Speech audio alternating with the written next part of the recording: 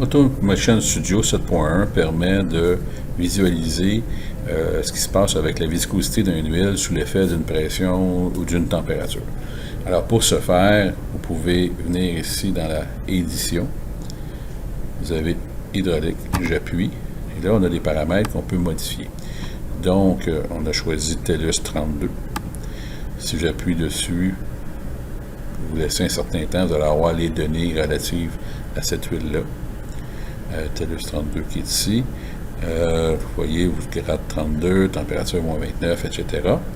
La température de référence pour une TELUS 32 est de 40 degrés Celsius. Alors, c'est ce que j'ai fait ici. J'ai intégré 40 degrés Celsius. Par la suite, eh bien, vous avez deux circuits. Vous avez le circuit 1.1, vous avez le circuit 1.2 qui sont ici. Alors, si je veux ajouter le 1.2, je refais la même chose. Vous voyez que les valeurs sont déjà rentrées. TELUS T32, là, j'ai deux différences. Donc, vous avez vu dans l'autre, j'avais une TELUS 32. Là, ici, j'ai une TELUS T32. Il ne doit pas avoir une grande différence entre les valeurs. On va pouvoir l'essayer. Maintenant, vous avez ceci, les informations. Comme j'ai dit, on a les paramètres. On peut obtenir encore une fois les paramètres ici.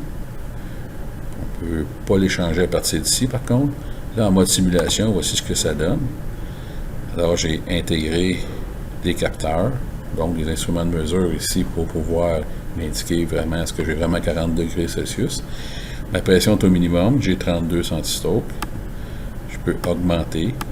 Vous pouvez voir que ça modifie au niveau de la viscosité. Par la suite, de ce côté-ci, eh bien, pour obtenir des points de mesure, donc je peux venir ici, je vais lui demander la température, oui. Après ça, je vais venir ici, la pression. On dit OK, on enregistre. Et là, le prochain point, c'était la viscosité. C'est comme ça qu'on intègre nos points de mesure. Alors, je suis à 40 degrés Celsius, j'étais à 0.5 bar, et là, j'étais à 32 centistokes. Ici, j'étais à 39 parce que j'étais à 90.4. Là, on peut regarder au niveau de la répétibilité d'Automation Studio, à savoir s'il est efficace. Qu'est-ce qu'on fait? Je vais juste retirer mon pointeur. On va mettre la même pression. Je vais mettre la pression à 90. 90. Alors, je regarde mes valeurs, 39.2, 39.2. Donc, c'est parfait.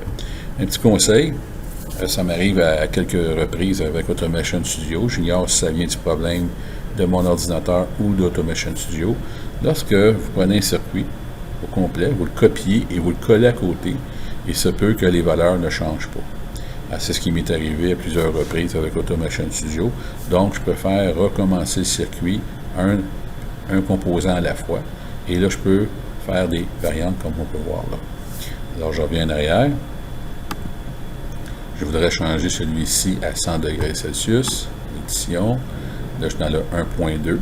C'est celui-là, 1. Donc, c'est ma fenêtre 1, donc circuit 2. Et là, je vais lui demander de le mettre à 100 degrés Celsius. Température ambiante. Je fais la même chose pour ne pas avoir d'influence. Vous pourrez vous amuser par la suite à voir comment ça va venir influencer. Donc, j'étais à 100 degrés Celsius. Je reviens en simulation. Et là, je peux observer un changement. 100 degrés Celsius. Je suis à 90.4 bars au niveau de la pression. Et on peut voir la viscosité à 7.5. Alors voilà comment on peut s'amuser avec Automation Studio à créer des circuits pour pouvoir comprendre un petit peu mieux l'influence de la pression, température sur la viscosité.